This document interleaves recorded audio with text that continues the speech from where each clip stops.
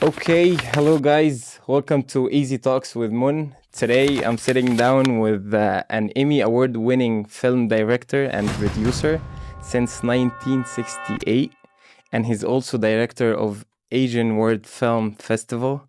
Please welcome Georges Chamchoum. Thank you. How you doing? I'm doing great. May I call you sir? Because every time I sit down and I read about you and about what you've done throughout the years, it's unbelievable. Like, first of all, thank you so much for coming today. Oh, you're welcome. And like, I'm so excited to learn from you and more about you. So thank you. Thank you so much. Keep the sir out. I'll try. I'll try. So I have to start with this actually. Since 1968, so it's almost 60 years, Yeah. right? 60 years of doing cinema. What changed the most today? What changed the most? Yes. Every day something's changed. Now, Yes. we went from, 35 millimeter, 60 millimeter, etc., to digital, from digital. I can't even follow because, at my age, usually, yes, I'm still blessed that I'm still in this business. I'm blessed that I've been in this business over 54, 55 years. 58 years. 58 I calculated this for you. 58 years? 58 years. I've been telling everybody 53, 54. Now you know the right number. Yeah, 58. Actually, I started my studies in 66 and I finished.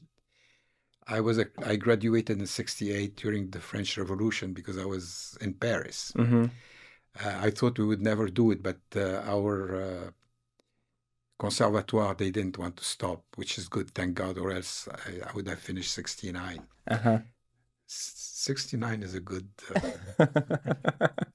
Yeah, so a lot changed. You have so many changes now. Plus now it's everything is digital. From digital now it's AI. I adapt. I try to adapt myself. AI, I haven't been into it yet. Mm-hmm. Probably I will try, but I will never make a movie AI, that's for sure. Okay. So, do you think cinema should always have a message? Oh God, message? Yes. Go to the post office if you need to send a message. Why do you have to send it through the movie? So, for like, in your opinion, it's just for entertainment? No, not really. It's not for entertainment, but actually, send a message doesn't come from me. It came from Alfred Hitchcock. He said that. Go to the post office if you want to send. Okay. Was it Alfred Hitchcock or John Ford? Either or, anyway. Okay. But I totally concur with them that you want. Look, movies is for everyone. Mm-hmm. Okay. Now, it can be entertaining. It can be. It brings something to the table. It teaches you something about society, about politics, about whatever. And for me, making movies is really making movies as is. But of course, I would love that through my movies, I give a certain look at the world because I've always been more of a social filmmaker. Okay. I like people. I like human, we don't have any more human beings, unfortunately. There's so few. Yeah, I like people. Okay. So I like to make movies for people. If it's entertaining, good. If it's not entertaining, I will personally never do an art movie for the sake of art because when I started, I did a couple of them. Then I learned later that you don't do movies for yourself and your entourage. You do it for a whole audience. Exactly. So I like anything. I like anything. As long as I'm behind the camera and I'm filming, I like anything. As long as I have a good story, solid story, with a social, I was going to say message, with a social whatever, or doesn't have, it's okay. As long as you serve Enjoying it. your, yes, Mhm. of course, I enjoy it, yeah. But it's serve the audience, give them for what they paid for. And to me, that's very important. Wow, that's interesting. I don't know if you would agree with me or not, but I feel like nowadays, most of the directors are focusing more on, let's say, technicalities and maybe lighting, camera movements, and they're missing out the emotions or the story itself. So, do you agree with that? You know, it's very interesting because when I started, I was more focused on the technical part. Okay, And, I was working my, how the shot should be, how should the shot should be lit, etc. I used to spend a lot of time doing this. And I forgot that where are my actors in this? mm-hmm. So in fact, I have to serve the actors through my technique, and I forgot that. So the first couple of movies that I did were mostly focused on the technique and having a great, for example, my first two movies that I shot, I did them in black and white. Okay. Everybody thought I was crazy. I mean, the 60s, You did your first movie when you were 21 years old, I think. something like that. Yeah. Yeah, Uh, Actually, it's man. not my first. No, no, no. Do you want to know when I did my first Yes, movie? please tell us. I believe I was 9 or 10, and Oh I no, and I have it. no way. Yeah, it's a 35-minute movie that I shot on 8 millimeter with my friends. So that's how I started. The first attempt that I did into putting a story into image was through photography. Mm-hmm. And then around, yeah, I was 9, 10, something like that. I had a 8 millimeter, sorry, super 8 millimeter. Okay. And I did movies with my super 8 millimeter. I have them all, so I digitized them here at Costco Okay. not long time ago. And some of them were quite long, actually. One of them was 35, 40 minutes. The other one was 20 minutes. They were stories, Mm-hmm. but it was with my friends. That's really interesting. So recently, we saw a film festival for vertical movies. Did you see that? One of my closest collaborator, Marie Roban, she's very good director, by the way. She's been doing a lot of those vertical. Um, Okay. and I have many friends that are doing this and they're making tons of money. Good for them. But personally, I'm totally against. And the funny thing is, the founder of this vertical film festival, they asked me to do a speech. I said, "You don't want me to do a speech." "Oh, no, no, please, please, we really, really want you to do a speech." Are you sure about that? So I said, "Okay." So I went up, and the first thing I said, "I am not into vertical. You have my respect for doing something. At least you don't talk. I like people who go straight and do what they want." So I told them, "Look, guys, I'm sorry, I'm not into vertical. Mm-hmm. Okay, but you sitting out there, I want you to go to the theater and see movies. That's my message to you. Mm-hmm. And good luck." And I left. Wow. So you studied and graduated from France, and you've worked in like too many different cultures and countries like Germany, Poland, Russia, UK. So what did like each place teach you about storytelling? Because definitely there's a lot of differences between all these countries. Um, as I said in the beginning, I'm into people. I love people. I mean, if I am the worst tourist that exists in the world, because when people close to me, from my wife, they say, when we go to a place, they want to go to a museum, they want to go to whatever. And I tell them, guys, hey, wait a minute. Why do we have to go to Niagara Falls when you can watch a movie? You're on the screen and you're like in it now, especially with IMAX and whatever. Yeah. You're in it, and you don't have to go through the hassle of visiting. You have it there, right? Okay, fine. This is me. And unfortunately, not everybody likes that. And I'm more into people. So when I go to a country, the first thing I do is I try to meet people. I go to the streets. Sometimes, believe it or not, I go to the seediest places Wow. just to Are they talk. still existing? Seedy places, of course, it exists everywhere. Yeah. So I go there, and yes, I talk with people. I see, for example, in Vietnam, I love Vietnam. Is one of my favorite countries in the world. You know, you see the people sitting on the sidewalk. They have those small chairs, and they're drinking tea or whatever. And I would sit with them and talk to them. Mm-hmm. At the beginning, they're surprised. Not they think I'm crazy, no, but they're surprised. No, who's this guy coming to talk to us? And guess what? I will be walking, people will come and talk to me. And I love that. I love talking to people. Okay. Well, I mean, each country has its own personality. Yeah. You know, each country, people are different. Deep down, of course, you know, I always hope that they are still human, because these days, I think the West, we lost it. It's Mm-hmm. very simple. We totally lost it. They don't have any soul. They don't have any humanity in them. People are greedy and robot. I mean, when you look in the street, I don't see A people human walking being. in the streets in LA. It's robot, literally, and they're all painted in green. Dollar. That's it. And I don't like it. You know what? I don't like this world anymore. That's why I try to go as much as I can to Southeast Asia, to Asia. I love Central Asia. I'm going to Central Asia in 3 weeks. I'm thrilled. I'm excited, because you still see great people. You still see nice people. You still see people who have humanity in them, you know, uh, and they have a soul. Mm-hmm. And for example, Central Asia, you have so many talented filmmakers.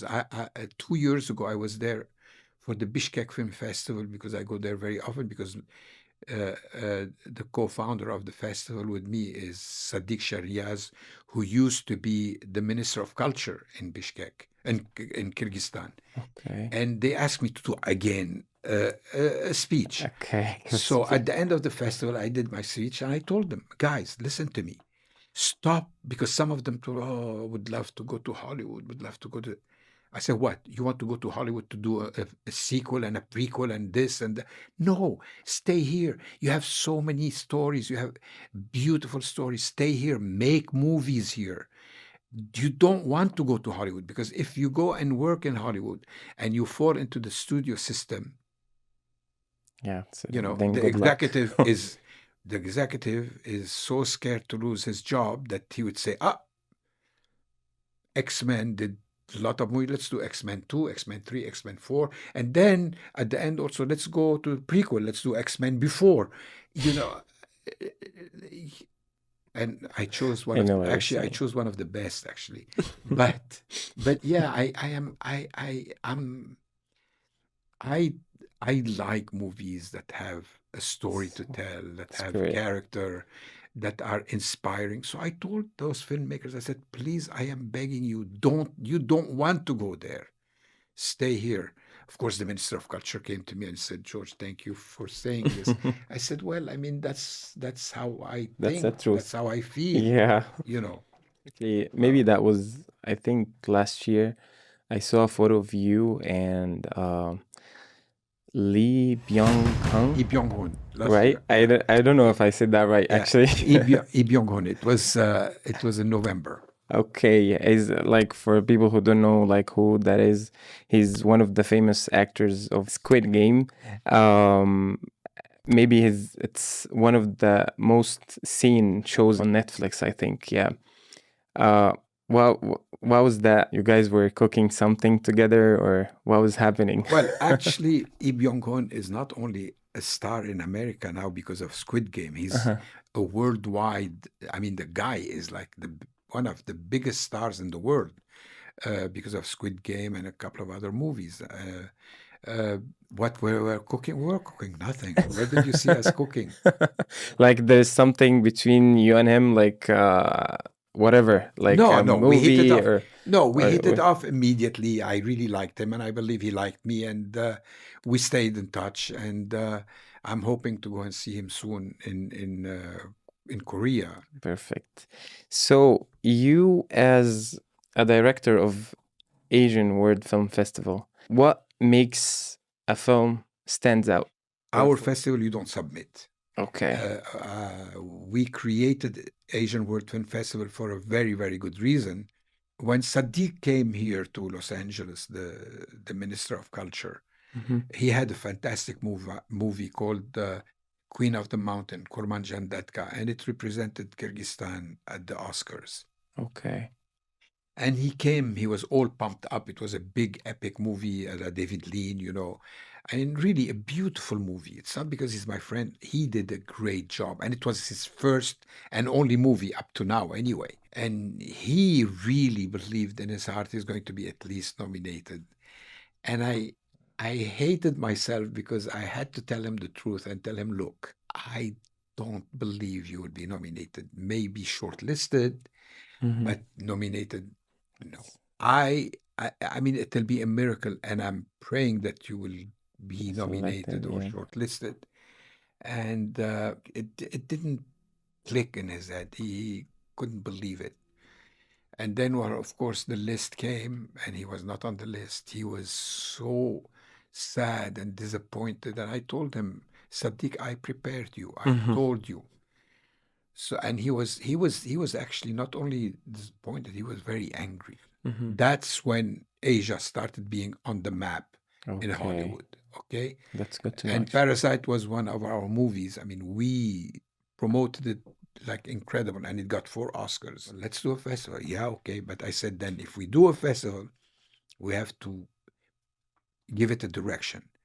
So I said, what about we do the festival every November during the award season, and we focus on the Oscar movie, the submitted Oscar Oscar movies, movies, yeah. and the submitted Golden Globe movies. And that's how Asian World Film Festival was Started born. it. Mm-hmm. And after Parasite, we've had now 2 wins. Actually, the 2 wins are from Iran.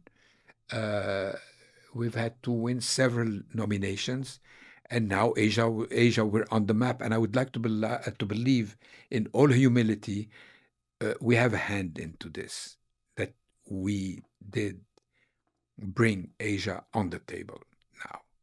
Do festivals here in Hollywood sometimes favor certain types of films or movies? I don't know. Okay. That's a question I cannot answer because each festival, they have their own. But one thing that is driving me crazy, and I cannot get over it, really. I've been trying very, very hard this past 3 years, and it's been a torture. Mm-hmm. There are over 14,000 festivals in the world. Do you know what 14,000 is? 14,000 festivals. Wow. I didn't know that, Yeah. actually. Which means you have over 24 festivals a day, every day of the year. Every guy now wants to open his own liquor store, at the corner. So they open a festival, and they start spreading awards like it was hot bread. And no, that's not the way it goes. So the real festival that have a name and that the award really means something because they have a jury, like Asian World Film Festival. Mm-hmm. We have a real jury. We have 2 jury, but a lot of festivals now, and I would say the majority of the festival, they sell the award. It's very sad, and award is becoming Less meaningful. meaningful. Every God, I was going to say a bad word. Every guy comes, oh, I'm an award-winning film director. Oh, big deal. So this is something we can do nothing about it. It's there, and but thank God, I know a lot of the press, very serious people. They've been, very diligent about it and following the real festivals, and the real awards. Unless you have Venice, you have Berlin, you have, those festivals. That's where Valuable. it means, an award. Speaking of that many awards that they're giving nowadays, like the Red Sea Film Festival, like, do you see it becoming a major global festival in the next few years? Because they're inviting a lot of celebrities. Money talks They 100%. have millions of dollars, which actually is affecting us. Yeah. It's affecting us a lot because when I invite a star now, the agent, the first thing he says, how much? Look, I'm sorry, this is a friggin' festival. What are you talking about? A festival, we're here to promote a film festival and the stars. But the majority, do you know, if you talk to the star directly, he'll tell you, no, I want to go. But his agent, no, he wants to make money. Mm-hmm. So Red Sea, they pay a fortune to get that. And this is affecting us major. That's why when Lee Byung-hun came last year, it's nearly a miracle. When Angelina Jolie came, it's a miracle. Of For course. us, it is a miracle Of because course. I was lucky enough to be directly in touch with either a manager that I knew that helped, or an agent that I knew would help, or directly, like in the case of Angelina Jolie, I was in direct contact with her. Mm-hmm. Directly. Yeah, because if you ask those stars, believe it or not, they'll never ask for the money. But Mm-hmm. the agent, he says, why not? They're making Get it money. off. We're not making money. My festival, we're a nonprofit. We don't get a dollar. I have about 12 team members. The one that are all year round, we're about 7 of us, and the rest 12 to 18. Uh, not one of them gets paid. Starting with me, nobody gets a dollar. We don't get $1. We do it because we believe You love what in you're doing. our mission. We believe in the festival. We believe that our mission is to promote those films and take them to the next level. 100%. Yeah. So, in your opinion, like, how important is networking compared to talent? Networking is very important, always, of course, because without networking, how do you want people to know about a product or about a talent or whatever? Talent is important. There's no doubt about that. Talent, after all, is the person you see on the screen, and they have a lot, follow up. I mean, followers or etc. etc. Mm-hmm. And yeah, I mean, this question is, I don't know. To me, it's like networking is important. But it Social is media more is important. important. Is it more important than talent? Like, if I'm not talented, but I have connections. Good for you if you have connection, because unfortunately, this world, you need to have connection. Because Okay. do you know how many young filmmakers I see? You have no idea. And some of them are so talented, and you see them, they're struggling, but they don't know anyone. Yeah. And so I tell them, don't give up. Just keep on doing Speaking. what you love the most. Okay. Out of all your 40 plus films, which one is the closest to you? And why, of course? Are you married? Yes. Do you have children? Not yet. Okay. If somebody comes, you have a children, and somebody comes and asks you this question, which one is your favorite? What would you do? Everybody knows that parents doesn't say that they have like favorite, but deep down they have favorites. Yes or no? Like deep down, you love that child more than the other one, but you never say, or you're never gonna say it. It's not love more. It's you have more of an inkling towards Maybe one to the yes, you other. said it better for You sure. you're right, but I mean for me it's the same thing as having a child. I don't have a favorite. I made bad movies. I made good movies, and I, uh, it's a tough question to answer, really, for me, because they're all my movies. Okay. Okay, Uh, Now, which one do I feel the closest? Yes, that I can answer. okay, Of course, Lebanon. Why?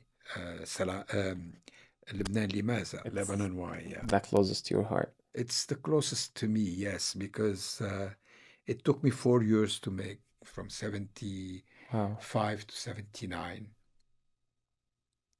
and it was. I was attacked by everybody. Mm-hmm. My family denigrated me, saying that I was a leftist. I was sold to the Palestinian. The Palestinian said I was sold to the Israeli. Mm-hmm. The Christian said I was sold to the Muslim. The Muslim said I was sold to the Christians. Christians. You have no idea what I've been Do through. you watch Egyptian Of cinema? course, I watch Yeah. Egyptian movies. Like, tell me I one mean, of Hammam al-Malatili is one of my favorite. Egyptian. You know Hammam al-Malatili? To be honest, no. Salah Abu Saif? Oh my God. No. Hammam al-Malatili is one Well, of the greatest masterpieces in the history of cinema. when was that? Aw al-Ard, Yusuf Shaheen. Yes, I saw Same that. period. I saw that. Yeah. Well, Hammam al-Malatili, you should see it. I mean, you know, I will. Salah Abu Saif, I am blessed that he was a dear friend. Yusuf Shaheen was a dear friend. Yeah. I knew them all. I knew them all. Saad Husni, I knew her very well also. What's her name? Samira Ahmed was the lead in my first, Salam Ba'd Firstly? al-Maut. Oh, really? Yeah, she Wow. was the lead in it. And I made her speak in Lebanese, because I told her, if you speak Egyptian, no. Because in Lebanon, we used to screen movies that were in Egyptian. Yeah. And when I did it in Lebanese, all the distributor, no exception, they told him, go dub the movie in Egyptian, then we will take it. And I said, yeah, okay, Ballatul Bahar. Go and marvel the sea. I'm not. Of course, I lost my money, but at least I was, I love the expression Ballatul Bahr. Ballatul Bahar, of course. So she learned Lebanese, and she spoke in Lebanese. Wow. You believe that the Asian cinema is the best cinema in the world? No. There's nothing best cinema. No. But they had great movies, and they still have great movies. Like between the Egyptian cinema and Asian cinema. Like there is a big difference between what movies that we're making in Egypt and the movies that they're making here in Hollywood or Asia. Yeah, So- of course, each country has its own personal stamp. 100%. I mean, Egyptian movies were more into the melodrama. A lot. They love melodrama. Not Yusuf Shaheen. Yusuf Shaheen was was different. Yeah. But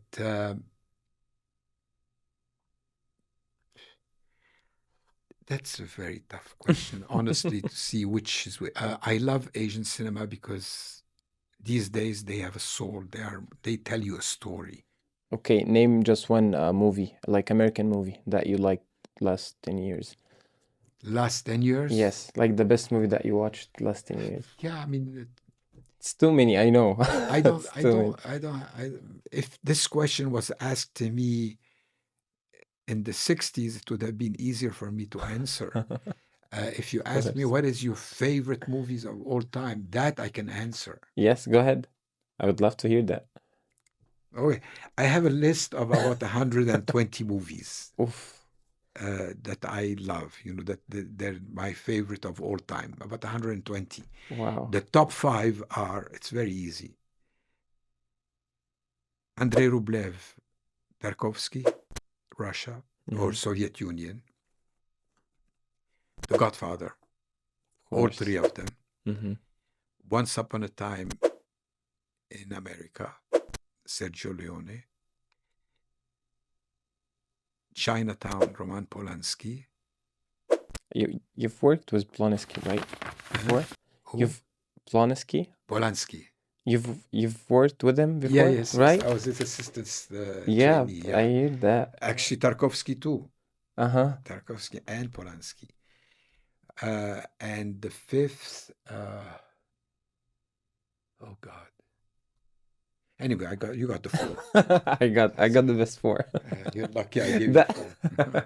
I'll need that list too. Like the 120. Yes, I would love to have it. I'll send you the list. Thank you. I need to update it because I haven't updated it in like a couple of years, but yeah.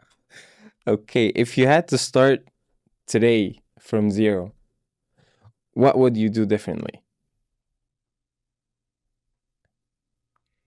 Maybe Like, do you regret any decisions that you took? the day What? I regret, that's the day I die. Because Okay. regrets brings bitterness, brings sadness, brings everything negative. I never regret anything. the bad or the good, I don't regret. I don't want this word in my life. So, but I I hardly signed any contract with anybody. I always shake hand. I believe in shake hand. And unfortunately, you cannot. That's one thing I would change in my life. I would sign a contract because to me, the minute you sign a contract, that means already you don't trust that person. Okay, me as a filmmaker, I want you, like, your way of doing a good film. I will write down whatever you're saying, okay? Here, I have a paper. Okay. Okay, first. There's no first. There's only one thing. No way. Okay. Yes, one Go thing. ahead. One thing. If you want to succeed in this business and if you want to do a good movie, number one, number two, and number three is having a good screenplay. When you have a good screenplay and a bad director, you have a good movie. When you have a bad screenplay and a genius, like let's say Spielberg director, it'll be a bad movie. Screenplay is key.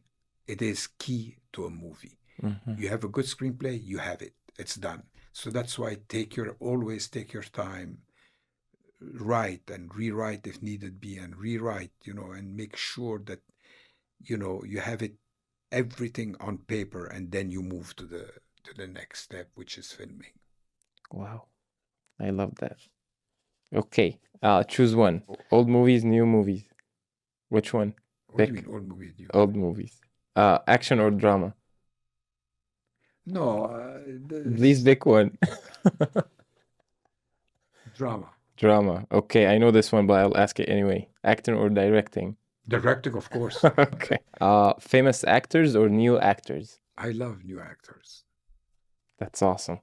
Short film or feature film? Feature. Feature. One take or many takes? I don't do many takes. So one take, let's move No, on. one take. No, I'm not. I'm not Clint Eastwood, but I believe that when you hit the third take and it's not happening, it's better to move To save the day. and maybe come back later. 3 takes is enough. Wow. 3 takes is enough, guys. Big crew or small crew? Small crew, definitely. Okay. Independent movies, because it's a family. For me, the crew is a family. Mm-hmm. I mean, when I worked on Steven Seagal's movie, we were like 100 and I don't know how many, and half of them, they were bumming around. They're not even working. They'll be sitting because it's all union, etc., etc. No, small crew, because Perfect. it's a family. Okay, planning everything or just go with the flow? It depends on the project, really. I have done both. I've improvised on a couple of my movies, like Inside Out was totally improvised, and others I prepare. Perfect. Okay. Follow the rules or break the rules? Break the rules.